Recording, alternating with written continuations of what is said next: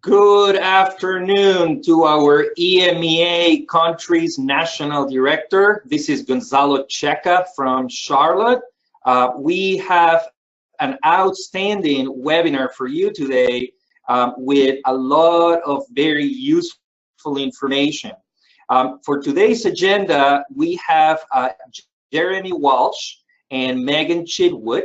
And I want to thank them both because they are both already in Las Vegas, where we're getting ready to start our U.S. National Conference. So for them, it's 6 in the morning in Las Vegas, and graciously they agreed to join our webinar so they can present to you in Europe, Middle East, and Africa. Jeremy Walsh will give us an update on upgrades that are taking place in Connect to adjust to the GDPR regulation. So these are very timely, particularly to our EU national directors. And then we're going to turn it over to Megan, who's going to give us a quick update on BNI University and get a little bit in more detail on the rollout of Advanced Member Success Program, which she actually is doing the Train the Trainer session to our US team in Las Vegas this week as well. And then I'm gonna end up with a couple reminders of important documents, important information that we're gonna need back from you, actually related also to GDPR and the rollout of BNI University. Hopefully we have some time for some questions at the end, and then we can answer those as well. So with that, I'm gonna turn it on to Jeremy. Go ahead, Jeremy. All right, good morning or afternoon or evening to you all. So we do have a very important BNI Connect update coming up that will be happening at the end of May. So next slide, please. So we are currently, there we go. So we are currently targeted to do this release on May 25th. Yes, that is a Friday. Traditionally, we do these updates on Mondays, but we're targeting the 25th. One of the reasons for this is that it is one of the largest releases in BNI Connect history. It incorporates a lot of different moving parts, a lot of different moving pieces. We have new functionality that's being introduced, and we also have a lot of back-end work that's happening. We have deduplication scripts that are going on and reporting that's being set up. There really is a lot going on with this release, and we do expect it. It may even be another 2-day outage. But again, don't want to have anybody panic quite yet. We have not confirmed the dates of the release. We will communicate the exact dates, the times, and everything as we get closer. Not just releasing this, but we have weeks and weeks and weeks of testing that have to go into place before we can even confirm the date of the release. So next slide, please.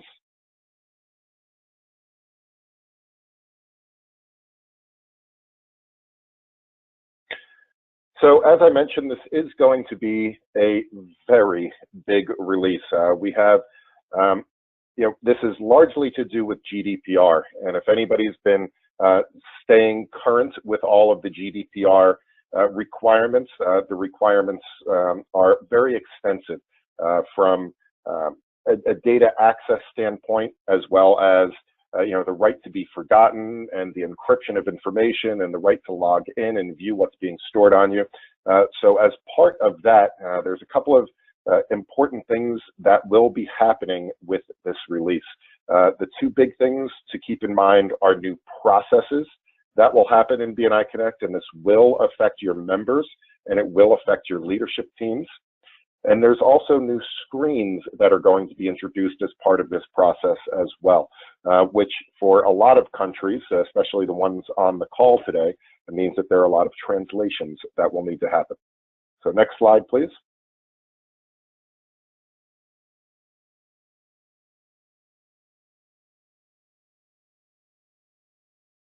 So the first thing is with the processes. The most important concept to grasp, and if anybody wants to go into the full details of processes, we can bore you with spreadsheets and flowcharts and decision diagrams, but I don't think anybody wants to get into that much detail, especially not today.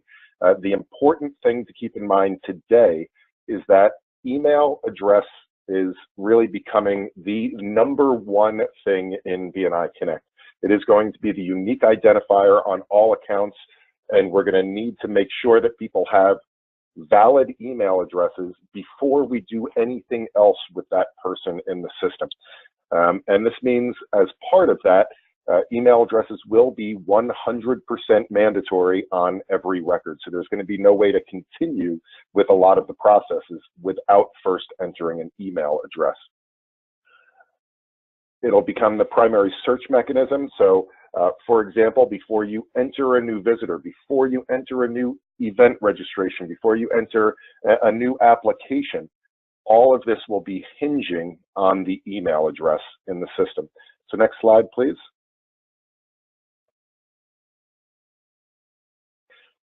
So we already see this now in BNI Connect. When we go to the record a visitor process, the first thing that visitor process does is it asks you for the person's email address, because we want to search through the system to see if that person exists anywhere in BNI Connect, because we want to track people's history and make sure it's all one person and not the same person scattered throughout the system. So this very similar screen will be appearing before you do a lot of other things now in BNI Connect as well. So for example, as I said, when you go to, when a visitor, let's say somebody goes to register for one of your events and they register as a non-member, the first thing it's going to do is it's going to ask them to perform an email address search to see if we can find that person. Right now, when you go to enter a new application and you go to, let's say, even convert a visitor, the first thing it does is ask for a name and a company. We're going to skip a step and ask directly for the email address. So this screen will become very common in some way, shape, or form before we do just about anything in BNI Connect that involves a person. So next slide.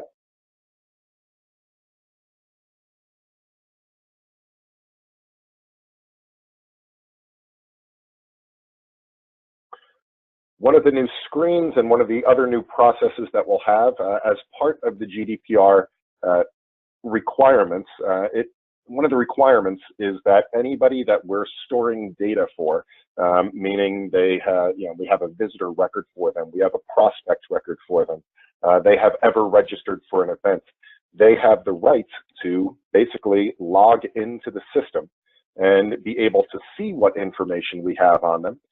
They're able to update that information, and they're also able to export or ask for that information to be completely and totally removed from the system. To accommodate that, one of the new things that is getting put in is a portal, a non-member portal that will allow visitors, prospects, alumni, and non-member event registrants to be able to log in and essentially see their profile. Now, the profile is not going to consist of much. It's going to mostly be their name, their address, contact information, email address, what events they were registered for, if they're, what training events they might have been to. So it's not going to be a ton of information, but this will allow us to fulfill that requirement in order to give them that ability to log in and request to be deleted or exported. Next slide, please.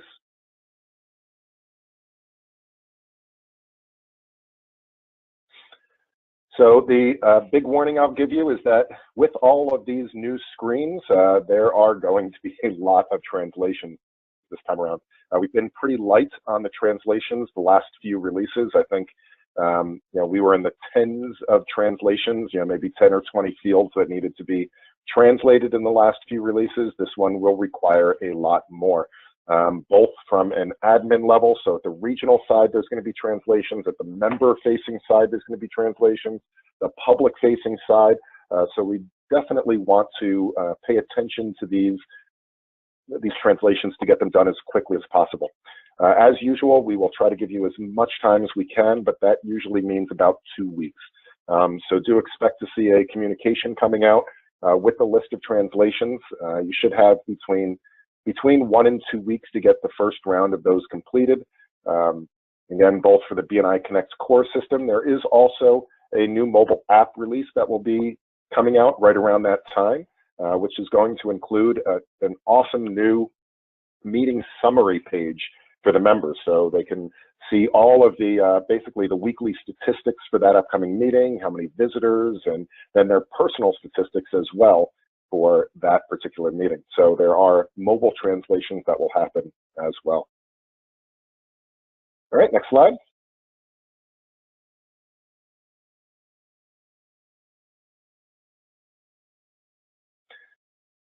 All right, so as that, we're not going to leave you in the dark with all of this.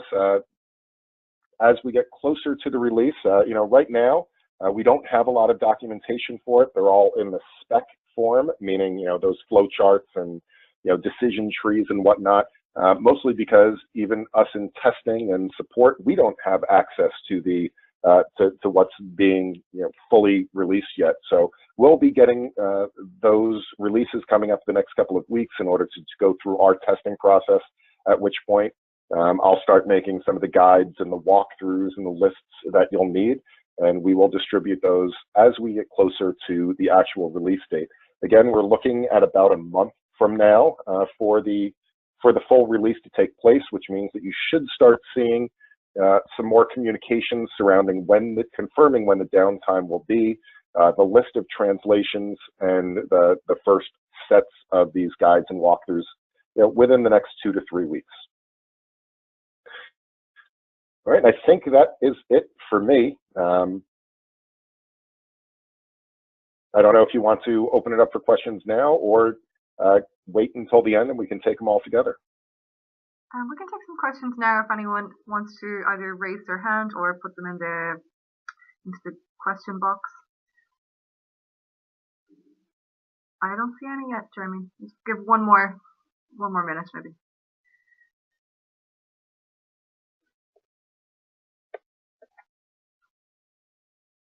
It was all crystal clear. Must be.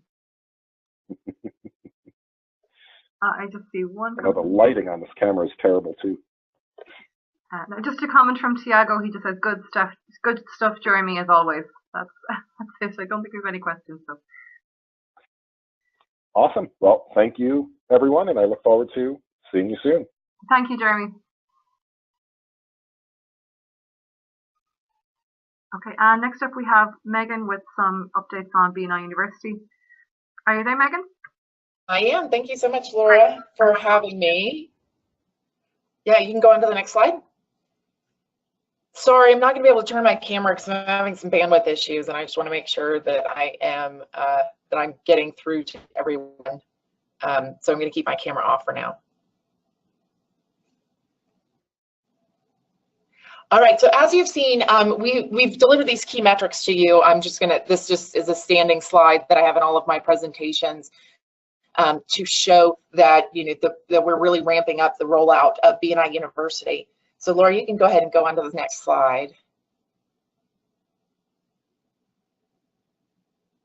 So one of the things that I wanted to mention is that we're looking at online versus face-to-face training. So one of the things we're very much looking at is, does the data show us that the online training is as effective as the face-to-face training?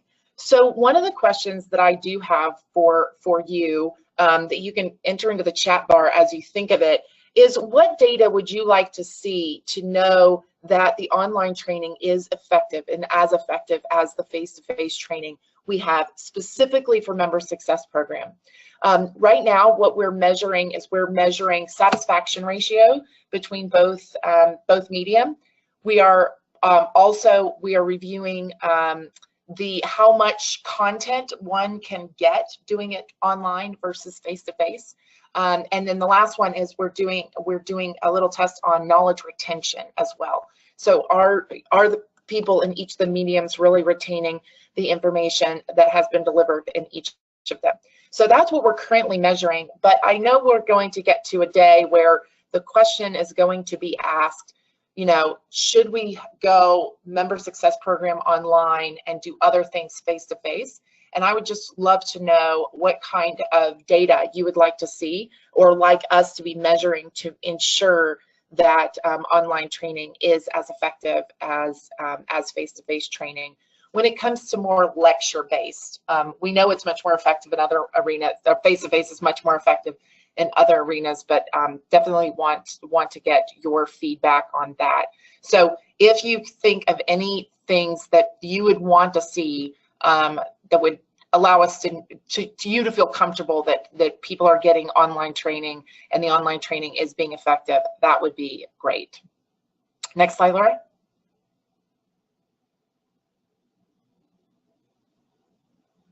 All right, so let's talk about translation. So I'm about to go into some detail about the advanced training. And I know all of you have very robust advanced training systems in place already. We teamed up with Turtle Training, as I've mentioned several times before, to ensure that everything is being developed from an adult learning perspective. So what I want you guys to consider and think about is how can you integrate on your offline training, your face-to-face training, how can you integrate some of this face-to-face training that we currently are offering into what you already do? So even if you are not in a position where you can get the online member success program, that's okay. We want to help you still be able to take advantage of all of the face-to-face training opportunities that we're giving you. So one of the things that you already have access to all of the advanced training documentation. It is on BNI University. It is under the global folders under training. You can search for, I think it's either advanced MSP or ADV MSP and get access to all of the resources that we have for our advanced member success program training. And we want you to take a look at the quality of the training, take a look at how what the training would actually look like when participants are taking it, and consider implementing it regardless of whether you are using online training or not. So just want you to consider that and think about that. And we're very focused on doing our best to reduce and make translations as easy as possible for everyone. We're looking at many different opportunities for that. So, so just also know that we are looking at every option we can to reduce the amount of translation that you have to do, but also ensure that the training that's being developed is the best training possible. Next slide. So with that, I want to jump into what you actually get. You've seen an overview of this. I sent you the PowerPoints. You also will get a participant guide. You can go to the next slide, Laura. The participant guide as well. So the participant guide is saddle stitched and is very, it's very nicely bound when you get it bound professionally. And so we're finding that seems to be a really good, and it just designed very nicely to help people really follow through and follow along with the training. But the thing that I think sets all of this training apart from anything else is our facilitator guide. So Laura, you can go to the next slide. The third piece you get that I want to go over into some detail is this facilitator guide. So this is our example as our generate referrals lesson. This lesson is very different than anything we have done before. The two pieces we picked for the referrals lesson for them to practice is actually identifying referrals out in their day-to-day lives, and then also how do they help someone introduce them to their ideal client, or their golden goose is one of the things that's been termed. That dream referral, what does that introduction look like to that dream referral?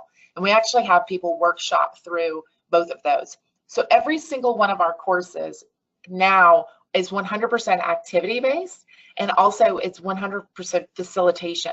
So if you've got someone on your team who has good facilitation skills, then more than likely they could pick up any of these trainings and start doing train the trainers with them almost immediately. So just that's the level that we want to have.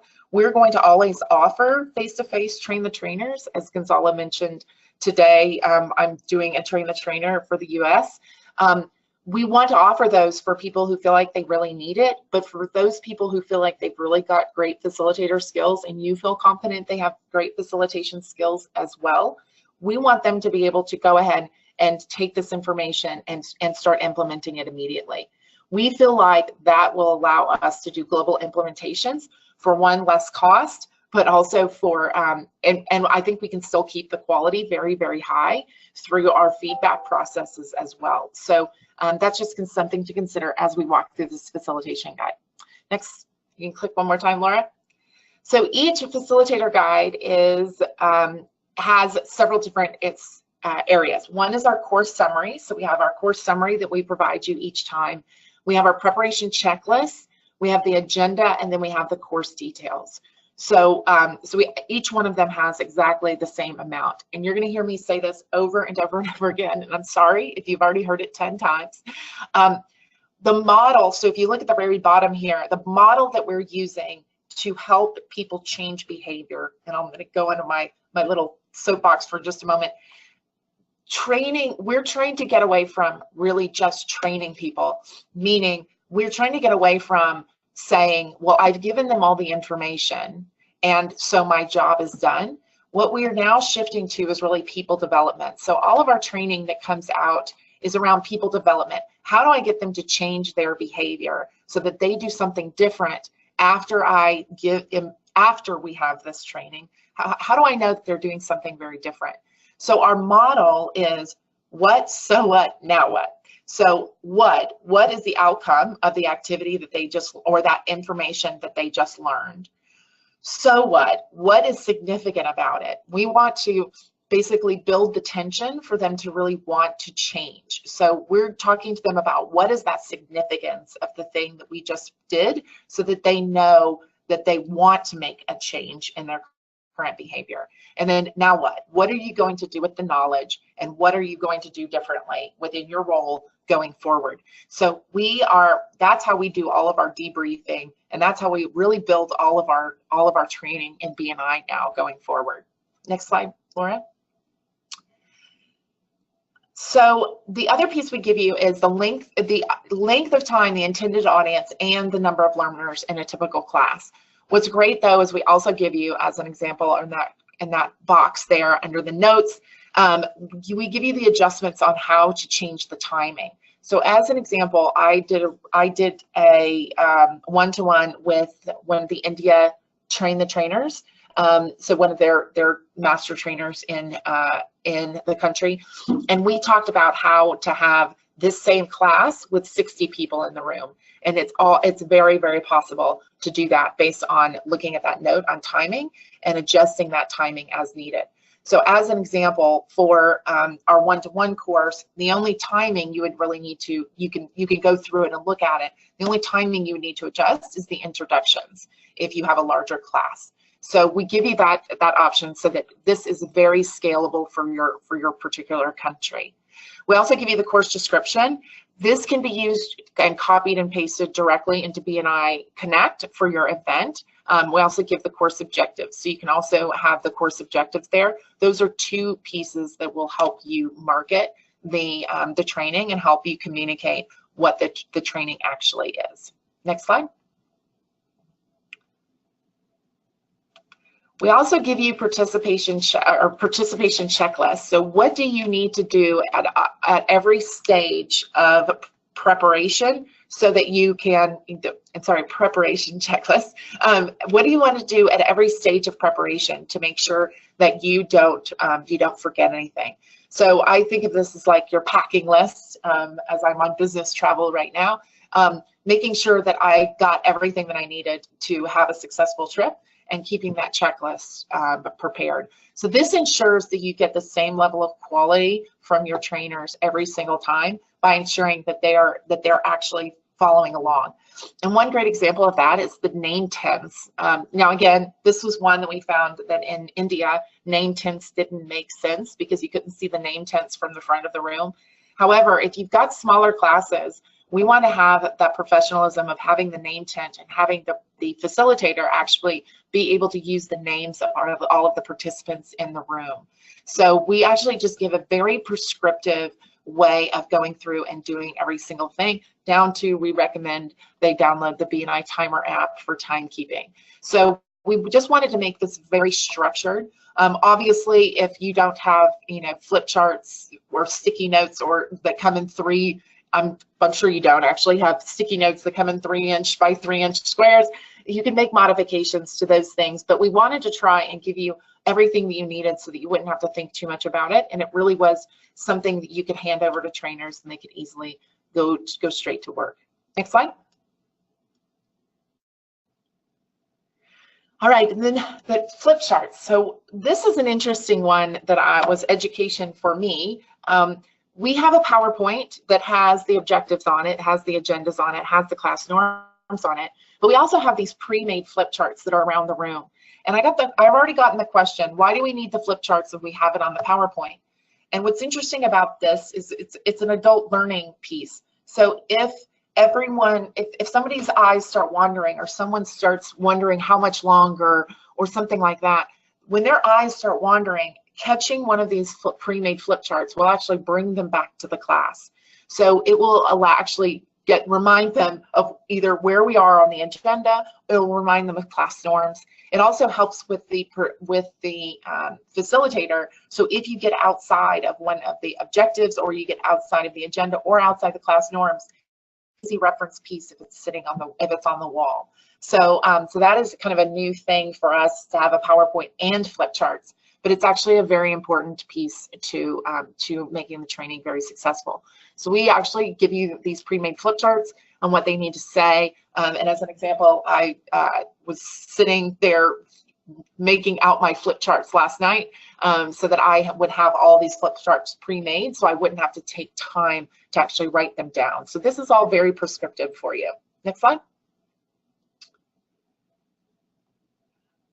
Then we go into the overall agenda. So this is our overall agenda. This shows you the duration in minutes. It shows you the topics. It shows you the facilitator guide, the page number for the facilitator guide, the page number for the PowerPoint, if there's a flip chart associated with it, and then also the participant guide. So this is a very good overview. If you have to make adjustments to the timing of the class, it's easier to do that here by looking at it and making adjustments based on the size of the class. So this is just a great tool to see the overview of how things go. I actually anticipate after someone's done this particular course 3 to 5 times that they may actually be able to go ahead and facilitate the entire thing based on this one page. So this just gives you a really good overview. And the next slide. And then the detail goes into extreme detail. So here you see, and it was interesting, I'll give you a little bit of backstory. We were looking at a couple of different training organizations to help us. And one of the training organizations, their facilitators guides were beautiful. They looked like a marketing piece. But when we really started digging into it, we realized it looked beautiful, but it wasn't very useful. So though this may not look to be the most beautiful thing, as you start flipping through these facilitator guides, this helps you really understand the entire detail and helps the facilitator really understand exactly where they are all along the way. So you see in the first column, well, at the very top, we get what objective are we working on? Then you have the materials, which PowerPoint slide are we on? Do we have a facilitator guide or a flip chart? Do we have the participant guide, page 8 for the participant guide? But it also lets you take a look at a really quick screenshot of what each of those pages looks like. It gives you the complete timing of it, so you know exactly how long each topic needs to be. And then it gives you the details on what you can say. We never want people to read this as if it's a script.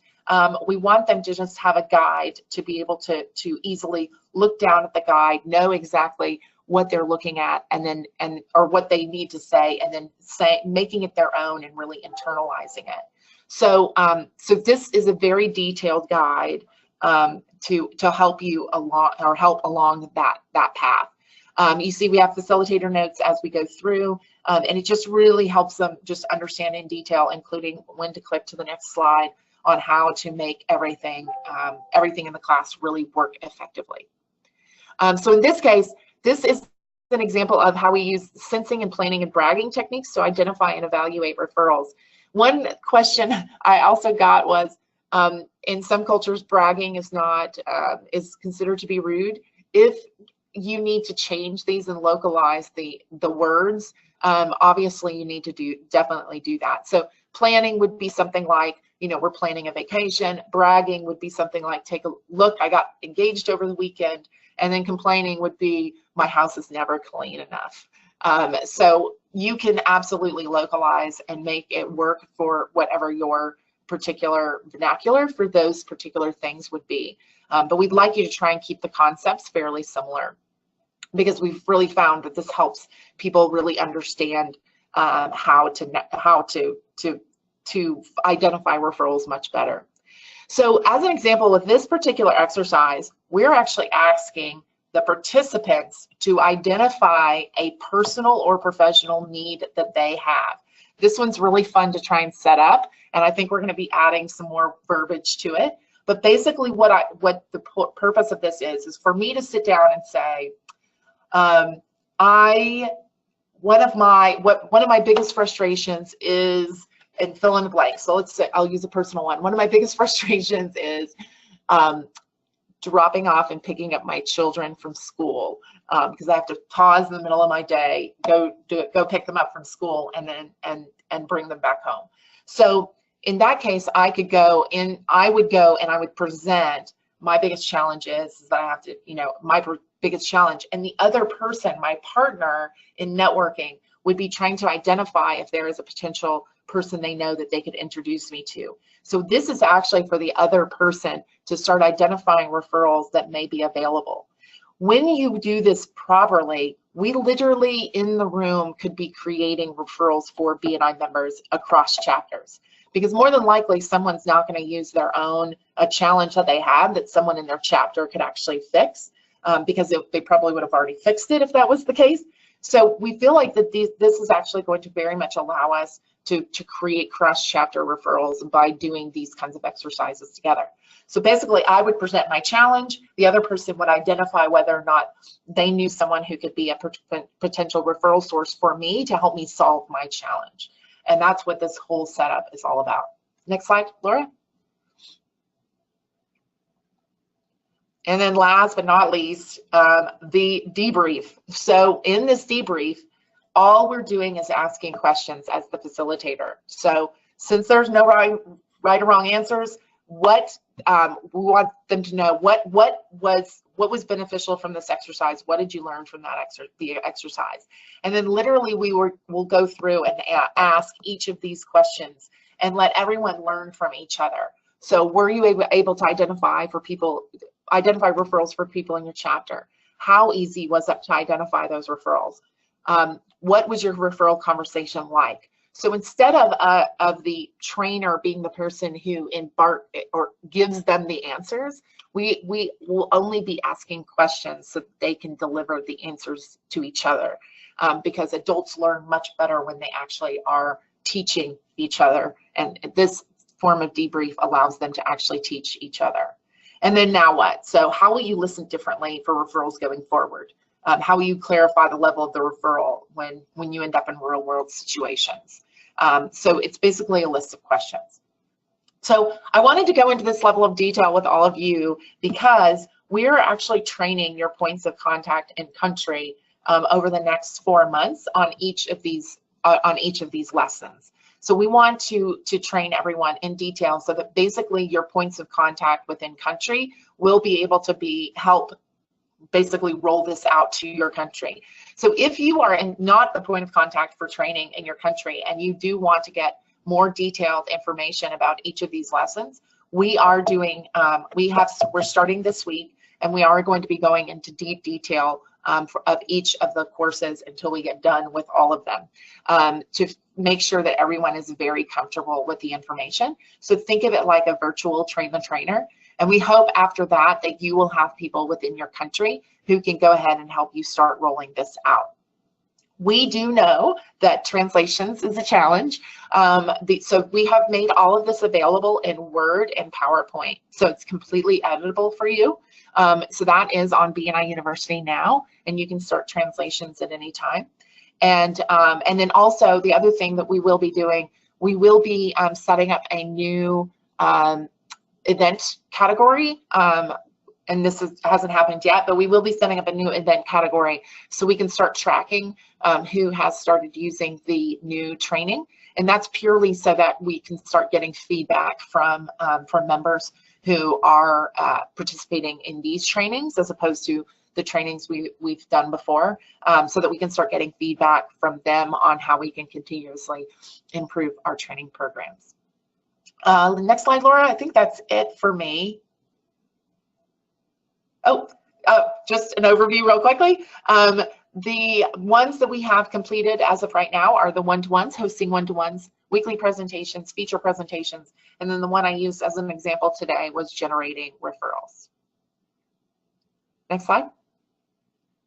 One question I do usually get is, when are we going to be working on power teams and visitors? And the visitor modules are actually coming with the leadership team training. Quite a bit of that is going to be covered in the leadership team training.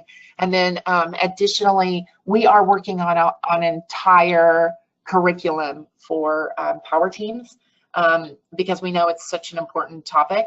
It is on our roadmap for coming fairly soon. It won't be this year, but we do definitely have power teams on our roadmap. We feel like that's a very robust concept and will take an online component as well as a face-to-face component to really make it most effective. So with that, any other questions? Okay, I have a couple of questions and comments, Megan. So Oksana is asking, can visitors or prospective visitors or the public have limited access to BNI University? Right now, no. It is something that we are considering. So if you have ideas as to why you would want people to have limited access, if you can email those to me, that would be fantastic. We have started looking into how can BNI University become, how can it help us really acquire new members? So we are actually having some conversations about limited access and basically training people how to use BNI before they join BNI, not member success program or anything proprietary, but just helping them really understand why the system of BNI is important and why it works well. And we think that might be, so we're in conversations about those kinds of things right now. But if you have ideas like that, please feel free to send them over to me. I'm happy to create whatever we feel is best for the whole organization. So no ideas will go unnoticed. Yeah, Oksana's commented again that it's just so they can have an experience of what BNI is. So yeah, that's pretty much what he's been saying. So if anyone else has any questions, let's see. Oh, so there's a couple of comments then on your question at the start of what you wanted to see, what the national directors would like you to measure in terms of, you know, how the online training versus the in-person training. Yeah. So Tiago would like maybe like an NPS score for their satisfaction of BNI University, and then maybe also if you could test if there's a correlation between training and retention and sponsoring as well.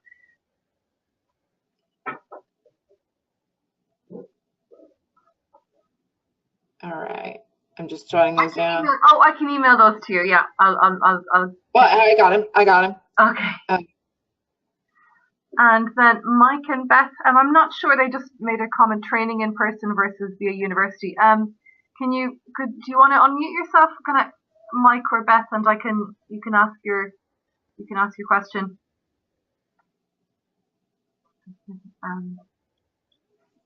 Mark William would like to know where he can find those manuals, which folder. Yes, They are in the content section. So if you go to BNI University and click on content, you can either use the search bar and search advanced MSP, or you can go over to the right-hand side under global, and they're under chapter support.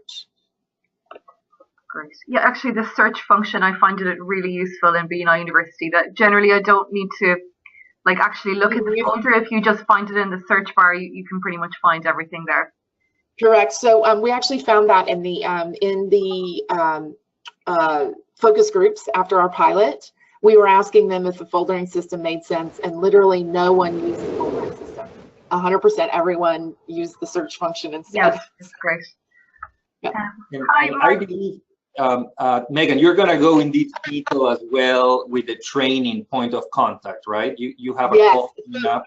We will be doing literally we are doing a train the trainer with the points of contact in country, and the whole goal of that is that we're giving them the amount of information they would need to be a trainer. So do train the trainers within your country. So yes, we're going through every single page in painful detail to make sure that everyone feels very comfortable with training the material.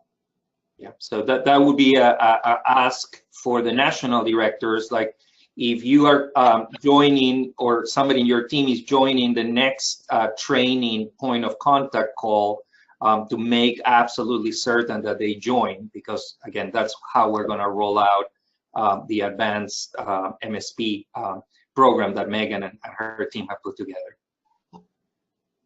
Mike, you're unmuted now if you'd like to ask your question. I want to ask a question. It's great having university, which some of our directors have already done, but when you have the MSP training with members, the question is, they come to the event, why have the university? Or if they go to the university side, do they have to come to the training in person? Yes, it's called the pain of implementation.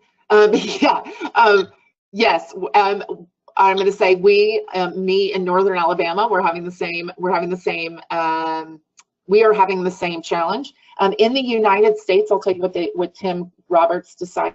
In the United States, they are actually making it optional, so the members have the option of doing it online, or they have the option of doing it face-to-face, and they actually can choose which one they would rather do. And it's interesting. I'm not saying that everyone has to take that on. I'm just saying that is the approach that Tim Roberts decided to take. We're tracking that, so we are tracking that completely to ensure that people are going through one or the other. But yes, I think that's going to be a decision that you need to make at your country level as to how you really want to answer that question. And the reason why it's a country level question at the moment is because, as I mentioned at the very beginning of the webinar, I don't have enough data to show you the effectiveness of one or the other. I have some indications, but I don't have enough that's statistically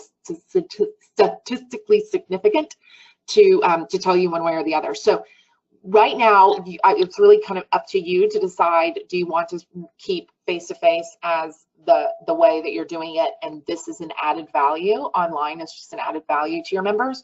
Or again, I think the US is kind of being a little progressive with it, but it'll be good to see what comes from it. But they are letting the member actually choose which they would prefer. I would rather have it added on. It's the same thing that's happened to the referral slips. We go online, we put the referral in, and when it comes to the referrals at the chapters, all the excitement's gone. There's no papers flying around. It's just a piece of white paper. I've given 3 referrals here. I've given this over here, testimonial. All the fun has gone out of where the most important part in a BNI meeting is handing out referrals and testimonials. It is, yeah, I mean, there are people out there though who have figured out how to keep the energy level very high with the referral and testimonial, just as an example. So I would reach out to some of them because there are some people who have definitely figured that piece out. But yes, again, you can let your executive directors know that everyone must go through face-to-face training first, and that is fine. The reason why I asked the question at the beginning of the call is because we will ultimately come to you with findings on whether on just what members feel is most effective for them, being face-to-face or online. So yeah, so we'll have more data for you later, but at this point we don't have a definitive.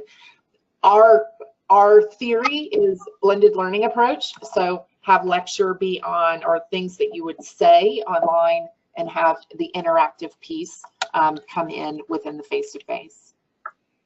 And so, Megan, if I can just add a couple more things to your answer for Mike and the rest of the national directors. So what Megan just said at the end, I think you also need to look into how online MSP will complement the advanced member success program that we're currently rolling out.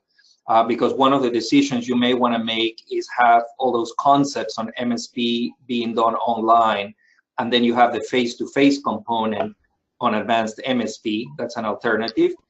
And another point that we also faced in the United States, which is why Tim went with the option that Megan just described, is that ideally we would have liked everybody to do a face-to-face MSP. But we found that we were reaching pretty remote locations in the United States. And it was not practical to have people from those remote locations to go to a central location in a city where face-to-face MSP was conducted maybe every 2 months or so.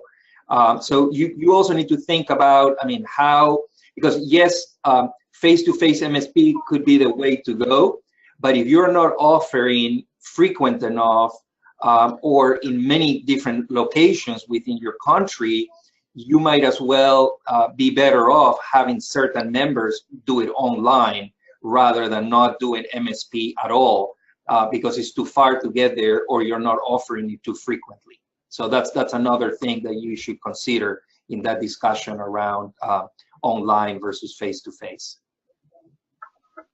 The other thing I'll just toss in there as well, when we were having the discussion, Tim Roberts asked the question, what is going to be our answer if a member calls up and says, I did MSP online and now you're telling me I have to do face-to-face, what's required? So I think probably that's the best way to frame it, is what do you want your answer to that question to be? You know, if somebody does call the national office. So. And we will come up with more data. I mean, to Megan's point, I mean, that's right now we're still having the implementation. I mean, I'm saying it's your choice. We will be coming up with more data that supports a combination of both, or better learning experience going in one direction or the other one. Yeah, and I see Yerny asked the question, advanced MSP will be a series of advanced workshops as the one presented? Yes, it will be those 4 one-to-ones, weekly presentations, feature presentations, and generating referrals. And then our question is, can our existing workshops still be used? The answer to that question is yes, absolutely. Basically, what we are counting on you to do as national directors is to figure out kind of where they kind of intersect, to see if they if there's some that you may want to replace or not, or like the effective one-to-one skills that you might have. You might say that the one we're proposing is better, or you would want to have, so it would replace it, or you would keep both in complementary. So yes, that is completely up to you. You are all the implementers for your country. That's the other thing about timing, as an example, a timing question. You're the implementers within your country, so you really have to figure out what is the best thing for your country in order to help it grow and to help provide high value to the members. So so whatever you think is best for your members is going to be, and if you can tell us, we think that this is best because, then absolutely, that is a conversation I think that is completely fair for us to have with you.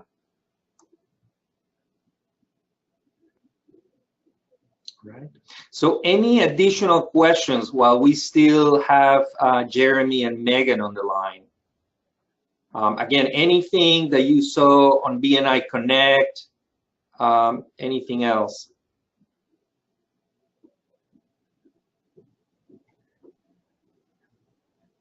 All right. So if we can go to the next slide, because I'm going to also talk about some action items, which are all related to the GDPR regulation, as well as getting your countries ready for BNI University and our core systems rollout. So the first thing I would say is I'm very glad we have great momentum in rolling out BNI University in English-speaking countries. We've almost completed the rollout in the United States, and things are going very well in Canada, United Kingdom, South Africa, Uganda, Nigeria or Tanzania, Kenya, Australia, New Zealand. So we're very much underway in rolling out English speaking, and we are on track to hopefully roll out in French for France and the French speaking Canadian side in May, so next month in May.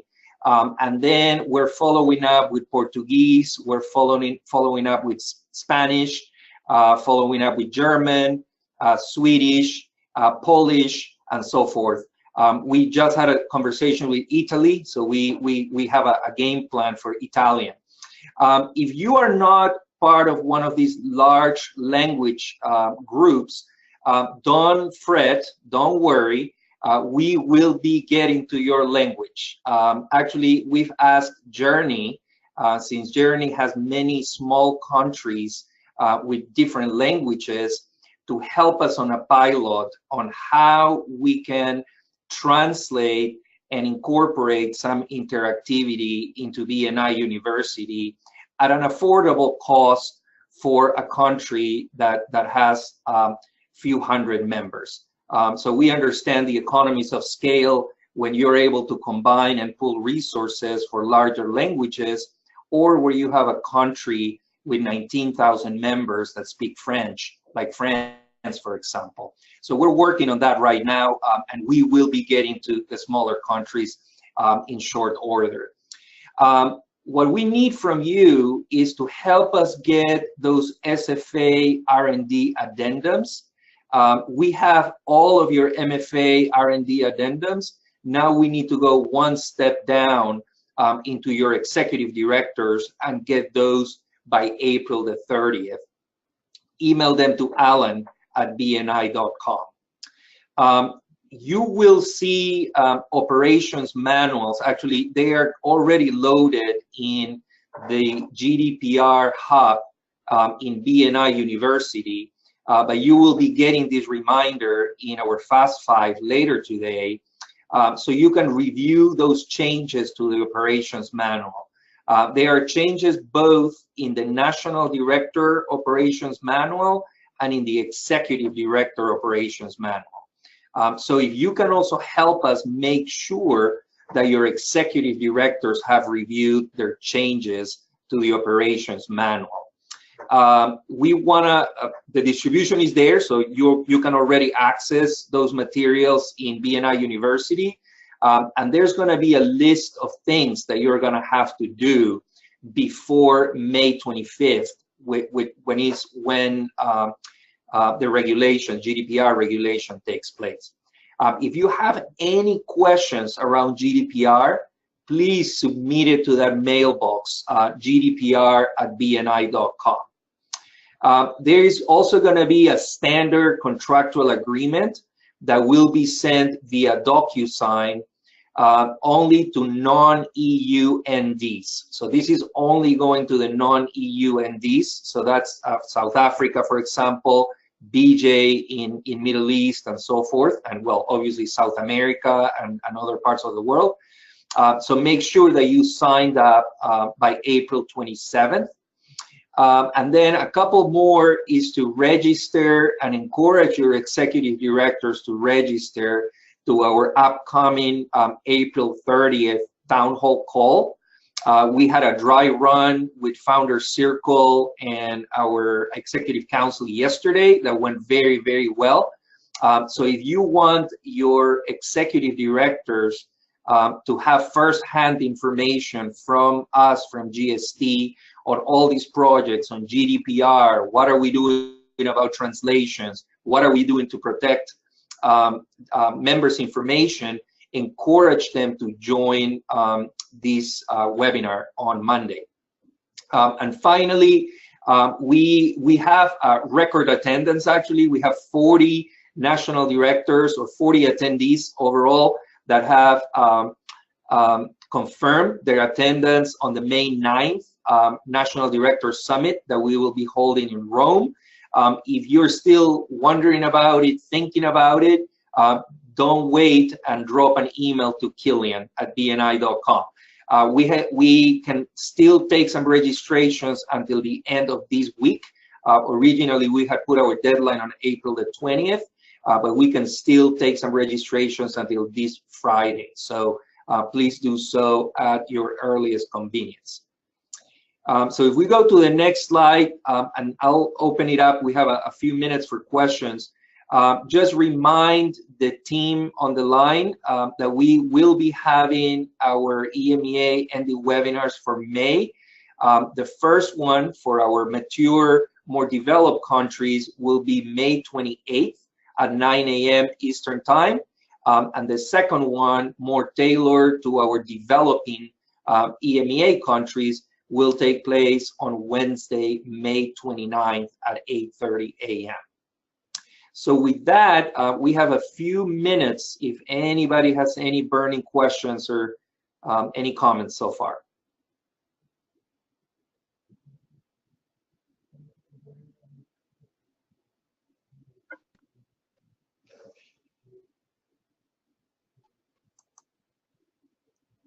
Anything that you see there, Laura? I have a couple of questions, but I'll need to handle them after the call via email instead, rather than discuss them over here, I think. But I don't see anyone's hand raised. If anyone wants to raise their hand, they can do so now. We can unmute you for any questions or comments. No, I think that's it, Gonzalo. All right. So again, keep in mind, it's important that you review your Fast 5 today. And keep looking through BNI University, because now we're adding all training content, all documents, all information will be going into BNI University, and you'll see in your Fast 5 we'll be phasing out BNI Compass. So make sure that you review and go to BNI University, and encourage your executive directors to do the same. Thank you, everybody. Have a great rest of the week. We'll be talking to you soon. Take care. Bye.